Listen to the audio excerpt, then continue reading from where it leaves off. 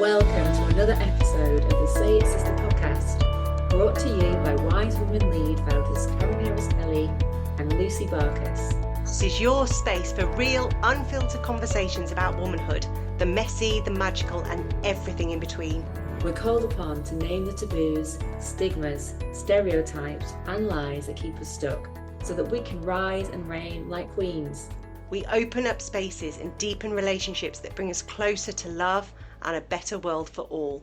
So get comfy, grab your favourite drink, and let's say it, sister.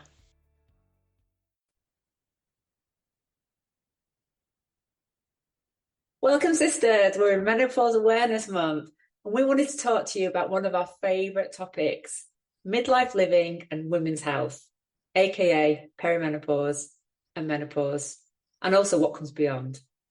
We're experiencing lots of change right now, and let's face it, it's been a long time coming, but we really want to celebrate the conversations that are happening, the awareness that's being driven, and the search that women are doing, women like us, like you, to find out more about this stage of life that has been hidden, brushed under the carpet. We're now taking all of that off the shelf for ourselves, and we're doing our own work. And this is something to be celebrated, even though there are many ups and downs, swings and roundabouts, and some days we don't even know what month we're in. So let's reconnect into that and let's celebrate it, because to be honest, sometimes you really do have to laugh.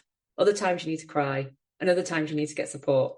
And that's part of life, isn't it? So welcome, Lucy. How are you today? Well, I've got a new progesterone prescription, so I feel great. It's been brilliant, actually, because I've been taking it about a month now, and the pharmacist said take it about half an hour before you go to bed because it can make you a little bit drowsy. Oh my Nice. God, within half an hour, I am out for the count. I'm loving it. But then I wake up and I feel like I've had a really good night's sleep. And let's face it, when you're at this midlife stage, it reminds me a little bit of when I had a baby, because it was just constant interrupted sleep and I was exhausted all the time. So today, well, this last week or so, I'm feeling great. Where are you on your journey? What are your symptoms? How are you feeling? It's a weird one for me because it comes and goes and it can change. So I can have like 15 different symptoms or signs one week, and then the next week it's like, oh, everything feels a little bit better. And because we're still cycling, I'm still having my periods. It means that we're still having those experiences of like the boost of energy that we get at certain points in the month, and then the decline of energy that we get as we're sort of coming into like autumn and winter phases when we start to have our period. So I'm still having that, but it feels very intensified. And to be honest, I had a coil fitted a couple of weeks ago to help me, manage, to help me manage it basically. And I'm just starting to see the benefit, because I'm not having the experience of the bloating and the severe pain in my stomach, and then it affects my hip. So I'm physically feeling better than I was, and just very aware that this is a constant changing thing, and it changes day to day, week by week, and giving myself a lot of space for that. Yeah. So I think that's important, just to recognise that. I think we all heard about the menopause or the change when we were younger, but we didn't really understand what it was all about. And then I think quite early on in my menopause journey, I heard the word perimenopause, and I learned about it, and I realised that actually there's this period of about 7 to 10 years before you even hit the menopause, which is just one day, by the way. One day when you've been a year free of periods, that you hit that day. But there's this whole journey before, and then there's a whole journey afterwards when you are postmenopausal. And so actually this is impacting women's lives for 7, 10, 15, 20 years of their lives. And so I'm glad I found that out because of my amazing older women sisters who were like, let's not have this silence around it anymore. Let's talk about it. And which is why I'm excited now, because anybody, let's say you're 30, 35, you're listening to us today, you're like, oh, is that what I've got coming? And I don't want it to be all doom and gloom either, because there's some rubbish bits. The pains, the sleepless nights. I've never had a hot flush, thankfully, which is the one that I thought that's what menopause was. But there are some amazing gifts that come with this period, and the change, which is again that term that I was familiar with. Um, I thought it was just like change as in I can't produce eggs anymore, but actually it is a complete life change, emotionally, mentally, physically. And I feel now I'm 7 years in. I feel like I'm starting to come out of that cocoon where I've forced myself to be in. And I just wanted to speak to some of the things that I'm hearing from some of my younger friends who are in their very early 40s. And talking to them, it reminds me of what I was like when I was just first entering. And so, like when us girls get together, we talk about life updates. And what I'm hearing is a lot of frustration coming from their voices. They're frustrated with being the only one that ever stocks the fridge, the one that has to do all the cleaning, the meal planner, the washer, the family planner, the organizer, and they are so frustrated, and they're starting to resent their kids, they're starting to resent their partners, and they feel like they're just constantly nagging, and they've got zero libido. They don't want to go anywhere near the bedroom for that intimacy. And what I'm starting to say to them is just notice there's nothing wrong with you. This might be the start of your perimenopause journey. Before you start thinking of divorce or throwing your kids out or whatever, blowing up your life, maybe just think about going and getting your hormone levels checked, because yes, they are disappointed when I suggest it because they're still young. They don't want to be this old woman. When I explain to them that it's not about being old, it's actually something really freaking awesome that you're about to go through, then it kind of calms their mind. But I just wanted to share that with you because I'm so far through. I've still got a long way to go, but I'm so far through. But that realization, oh, I'm at this stage in my life and this is what it means, it came as a huge shock to me. What Yeah, about I think, you? well, what I'm hearing is the disillusionment that comes with, obviously the energy decline that we feel and different symptoms. I mean, there are 48 known symptoms of menopause, but actually I read a book and as I went through it, there were 72.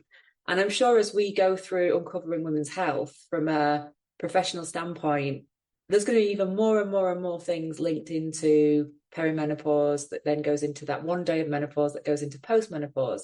So the way it's even communicated is wrong because what we should be talking about is perimenopause and postmenopause, Yes. basically. And Forget that one day. one day of your life is one day of your life. Obviously, it's significant because it shows you that you've gone into a different phase. So there's something there for me in that. But actually, when you look at the phasing, it's so confusing. And I think we get caught so much in like, what's happening to me? Why is it happening to me? What can I do about it? I'm completely lost and I'm very confused. The medical profession is also very confused.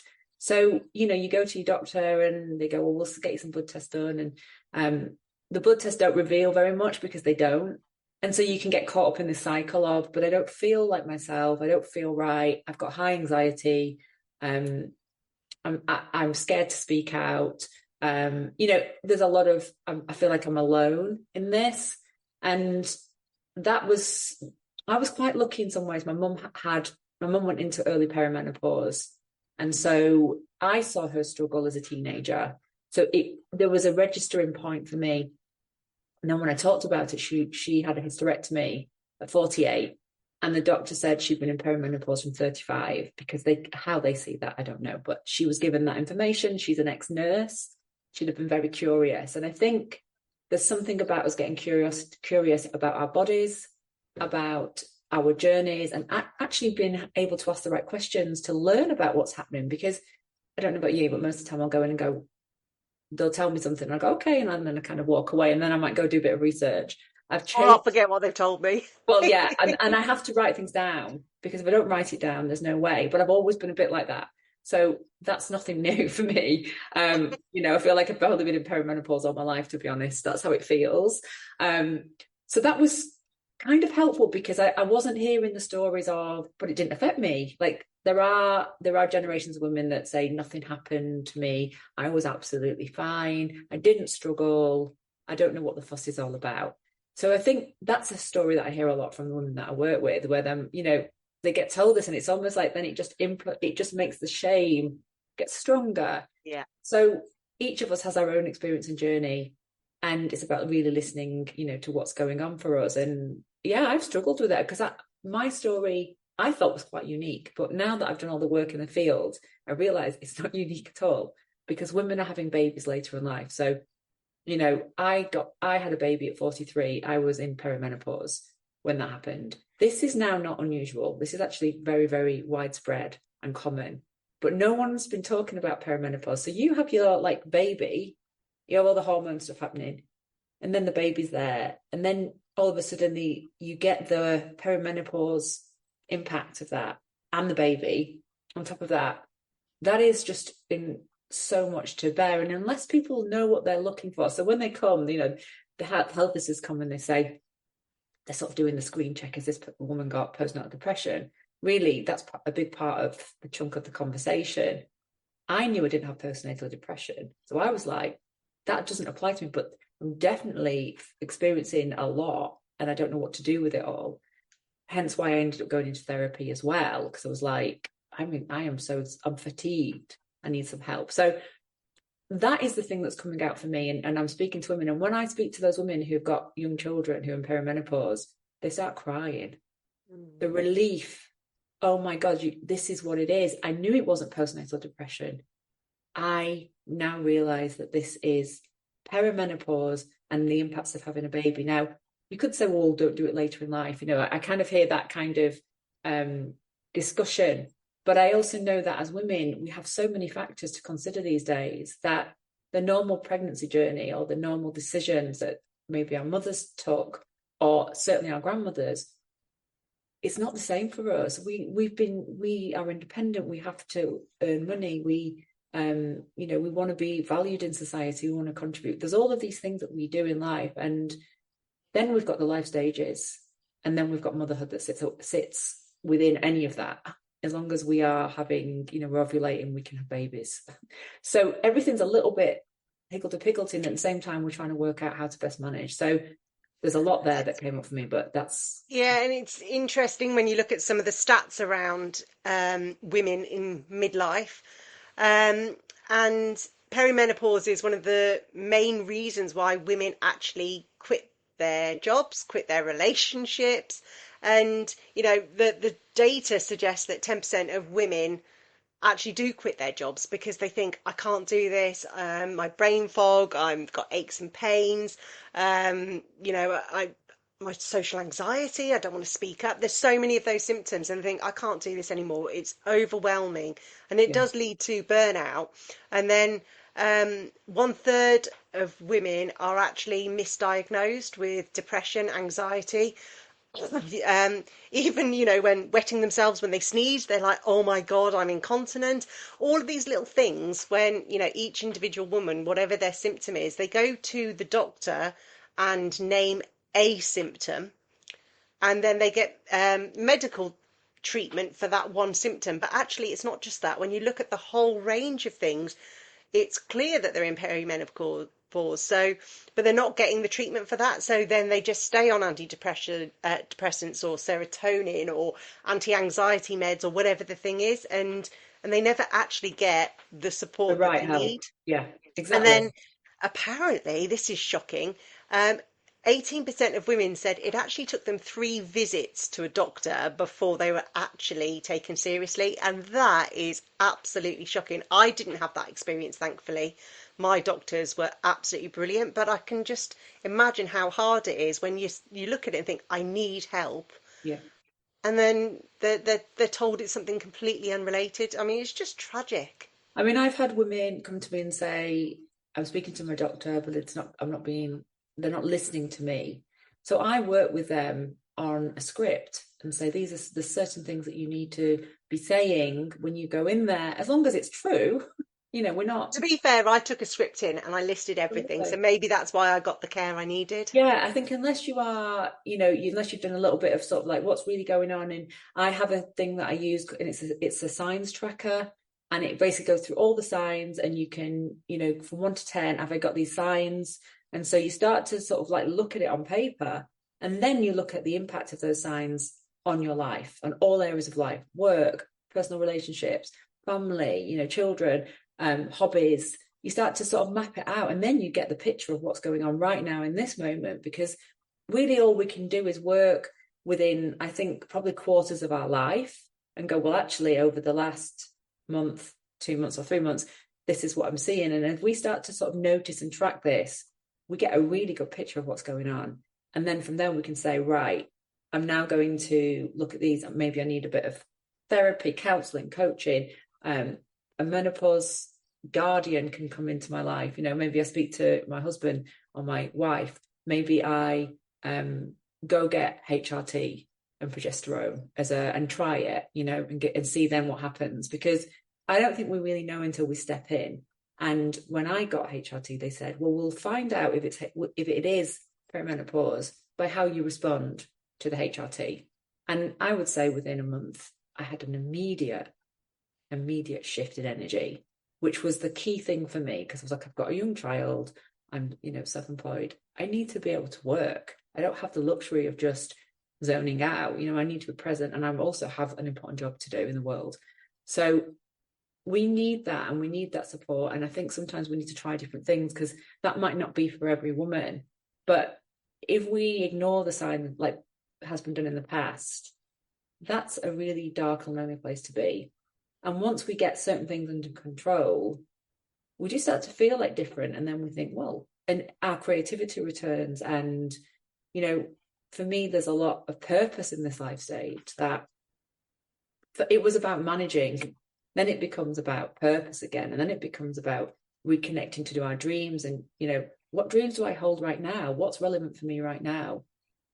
We need to be able to answer and ask those questions, and sometimes sit even with a question. Loving the conversation? Make sure you follow us on your favourite podcast app. And if something resonates, share it on your socials or with a friend who really needs to hear it. We'd love to hear your stories too. Find us on Instagram at Say It Sister Podcasters and at Wise Women Lead. And let's keep the conversation going, because your voice matters here. I want to bring on that point, because when I said earlier that there are so many gifts that come with this menopause journey, I truly believe it, because I've had the HRT, and that has really just allowed me to exist, survive, but I'm still not the same woman I was. And it's because I have had to adjust my life and rethink things and think about what's important to me. Who am I becoming? The change, so to speak.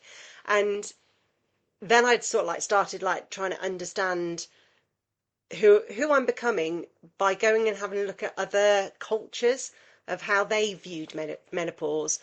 And the wisdom that I think I've gained through this more holistic journey to try and find myself, it was really reassuring to realise that in other cultures, well, that's actually how they think of menopause. They see the women that come through it as community leaders, as wise women, as like a rite of passage almost. And that really reassured me. And I know you've done some research on different cultures, different practices. Do you want to share some of your insights? For me, it feels like coming back into nature again and to the cycle. So I did a lot of work around my own womb and really connecting and going deeper into the womb space, because it's something that we tend to ignore. And yet we have our, you know, periods, you know, whatever age we start our periods, we have this constant signal of change that's happening on the inside. And it can be obviously extremely painful as well. And I've always had painful periods, but I decided that I was going to work much deeper into myself. It's also the space of obviously where we create from. It's a space where we hold, where we mold. There's a lot of positive energy that comes into this space that we've disconnected from. So, you know, it feels like a ceremony to me. Like when I go into the womb space and I do guided journeys with women, there can be a little bit of pre-anxiety, like, oh God, what am I going to find when I go in there? Like, what is going to be said to me? But actually, I've never had anything like that in any of the experiences that I've done for myself or with other women. It's always been this like voice of absolute empowerment and beauty and trust and, you know, feminine power when it's truly itself comes from such a deep place. It's like, and it sounds like an ancient voice. So for me, that's where I go. You could have big drums around you while you were doing it, but unless you're on a retreat, that's probably not possible.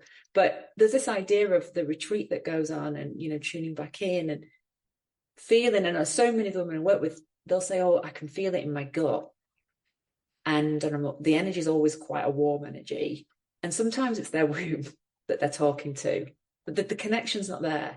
So we have so much deep work to do. And what's interesting is that if you do this work with a woman who's had hysterectomy, the energy and the voice of the womb is the same, even though they don't have that part of themselves there anymore. It's exactly, they have the same experience.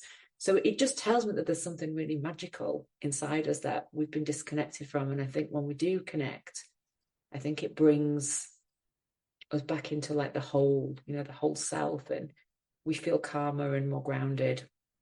I think we all need.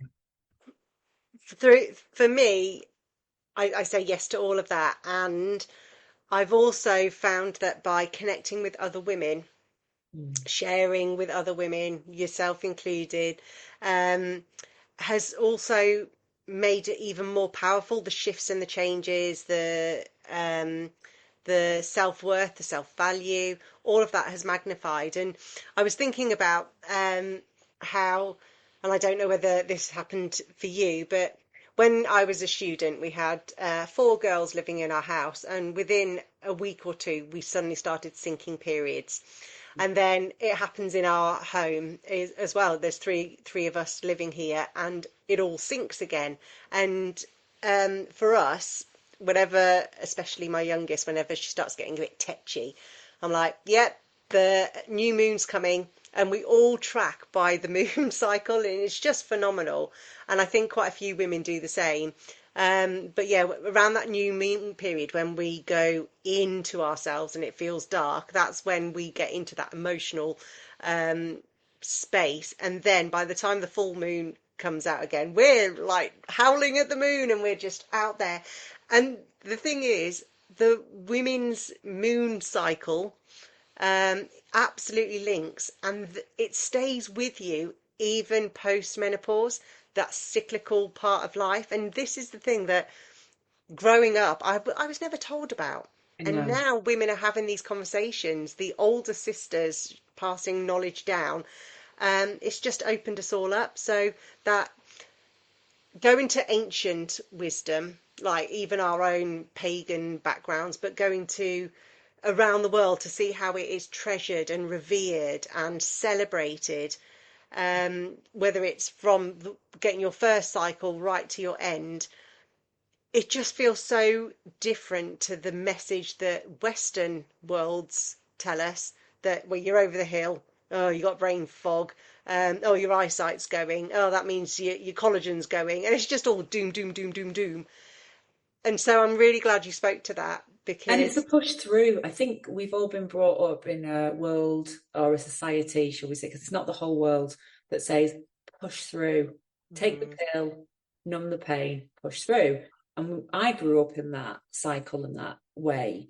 And I still live in that cycle in that way, but not nowhere near as extreme as it was. And I certainly hope when Catalina goes through her first period that we'll be doing it from a very celebratory way. It won't be shameful, or I know it might be painful for her because I remember my own, but I want to do it so differently. And I think sometimes we learn it for the first time ourselves. Like we can be midlife and go, oh, I'm learning this thing, and we pass it down the line to other women who, and even maybe women who are older than us and the same age, who haven't learned it yet. And there's something really beautiful about that. And I know in Japan they don't approach menopause in the same way, and they certainly don't have the same experiences in menopause. And if you look at how that culture is, it's very much about the rituals and the ceremonies. And there's something for me that's very important about slowing down and getting into the ritualistic areas of life.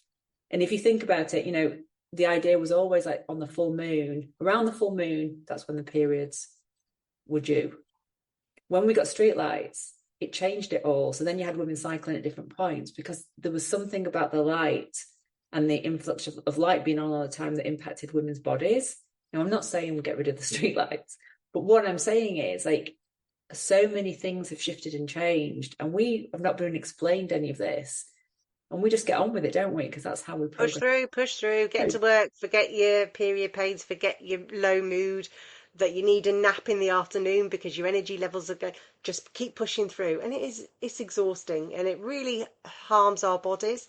And I've got like one client came to me and it was her very first session and she's like sales director, and it's all about push, push, push. And she came to me, she said, there's something wrong with me. I don't get excited anymore. I don't have the energy. Sometimes I fumble my words in meetings, so like, I've stopped speaking up and I'm losing my confidence, da da da da da. And she said, and she came to me for coaching. And I said, look, before we do this, please will you go to your doctor and just ask to have some tests or to speak to them about menopause, because I think she was 49, maybe 50. And she came back to me a couple of weeks later and she said, oh my God, you were absolutely right, Lucy. Why did I not know this? And she never came back to me for coaching because me giving her this information changed her world. And then there was another client and high professional banking, she'd worked in the industry for 30, 40 years. And there was a lot of grief going on in the same year. She'd lost one of her parents, and so she had to deal with a lot of that. So all of this stuff coming up, and she basically quit her job, at the peak of her career. And as it turns out, she's re-registered at the age of 50 to go and learn to be a midwife, and which is just phenomenal. Um, and I've seen other women who, again, quit their jobs, start a small business to be in more rhythm of what they want. And I'm like, I'm here for it. I'm here like, women go do what you want to do. But it also gives me real sadness that women in this period of their life are checking out when actually we need postmenopausal women to be the leaders, to be bringing their wisdom and their sage guidance, their calm head, their holistic thinking, their empathy and compassion. They're the kind of leaders we need. And that really concerns me. What are your thoughts on this? Should we say, go be you, follow this path, or is there something that we should be doing to say, lead, take the role? It's a hard one for me, this, because I do want women to stay, because the big organizations can make huge changes in the world because they have the big budgets to go out there and align with, giving back, taking care of society. So if women leave these top roles, then that kind of approach to purpose kind of leaves with them. And I see the impact of women in the top roles and what they're doing in the world, and in society. So I see that, and they really come from the heart. And I go, oh my God, I'm so proud. But I also see the impact on them in their personal life in terms of having to push through, and the relentless juggle of everything that they're having to do that's much more than a job. So I see that as well, and I see the personal impact, and they almost like lose themselves in the process of that. And that's really sad, and then at that point, there's always like, well, what else could you be doing? Because we have to put ourselves first, because if we can't take care of ourselves, actually we are going to burn out, and then we're going to leave in such a bad way. And it's very hard to recover from that as we get older. So our well-being and our mental health, it has to be first and foremost at the front of everything. I do see the reason why women leave and do all of that as well. So I just want to support women. I feel like this is, we want women to lead. If they can find a way that's better for them, then that has to be what's right for them, doesn't it? And hopefully the corporates and the big businesses will learn that if you continue, you're not going to have women in these roles. Because there's been a lot of movement to put women in the seats, but they're not going to stay if they're not cared for in the right way, if they're not respected in the right way. It's not going to work, is it, long term? So you're going to end up with more seats. The seats are not going to be kept for women, and I'm seeing that. So that makes me just go, ugh. And it makes me really sad because there's this amazing group of leaders who potentially don't and don't remain in the workforce, and therefore younger women looking up don't have the same role models. So I really want to, like yourself, through our work with Wise Women Lead, really work with these women and work with the companies to help them to retain the women. So whether it's helping them understand what menopause is and perimenopause, or understand the different challenges that women have accessing these top jobs, but equally working with the women to say, yes, you're going through this, and let us support you so you can become the most fullest expression of who you are, still within the workplace or the industry that you are so passionate about, and really make an impact. And I think that's what drives us both on, doesn't it? It's like, yes, at the end of the work that we do, a woman might decide, I want to set up my own business, or I want to follow this charity work. But equally, and that is amazing, but equally, if we can try and help them lead, because let's face it, the current world is so out of balance. We've got to try and find a way to create more balance in the workplace. 100%. And there was something on the news today, and it's this, I think it was something like 48%. So there's the 10%, or the 1 in 10 women will leave, during their midlife journey. So that is probably like perimenopause, to be honest, now that we've explained, how it all works. So that's something for them to look at. But the figure that was used was 48%. And I think what they'd done with the stats is they'd looked at the women that go down to 3 days a week. So they go from 5 days a week to 3 days a week, or they reduce their hours substantially, or they actually take a role that's much less than, because they need the space and the time to reset and, take care of themselves. And the need and the importance of giving women flexibility. If they are your key members of the team, if they are the wisdom keepers and the wisdom holders, and if they are the mentors and the guides for those that are, I don't want to say below, because that sounds like the less than, but if they are in these seats and you want to keep them, you're going to have to do something different. And there needs to be a separate policy for that. And, flexible working, starting later, taking some time out when they need it. Whatever it looks like, it needs to happen, and support and coaching and understanding and the education piece as well. And therefore you have something that, there's a policy. Any woman that's entering a certain phase, has access to certain things. You layer it from there. And then you've got something that women can sort of almost like fall back into, because the one thing you don't see is that woman almost like, it's hard to put this into words, but the women that I work with, they show up and they do a great job, and they can do the work of 5 people, and they do, and they get everything into place. But behind the scenes, the pain they're in, and the level of like pressure, and actually how it's affecting their health. And I've had some very serious health issues happen with women, is beyond. So they're doing 5 people's job, but they're dealing with this on their own. That needs to be closed. And the menopause gap, perimenopause gap, needs to be closed for women. That's kind of really where I get to. Well, that's a perfect place to bring today's conversation to an end. And we really, truly hope that this has given you some inspiration, and also some reassurance that you aren't broken, but instead you are changing. We hope you get curious, you go learn more, you go and have some conversations, maybe ask some questions. But the key message is, don't get fobbed off. Trust your body. You know who you were before, who you are now.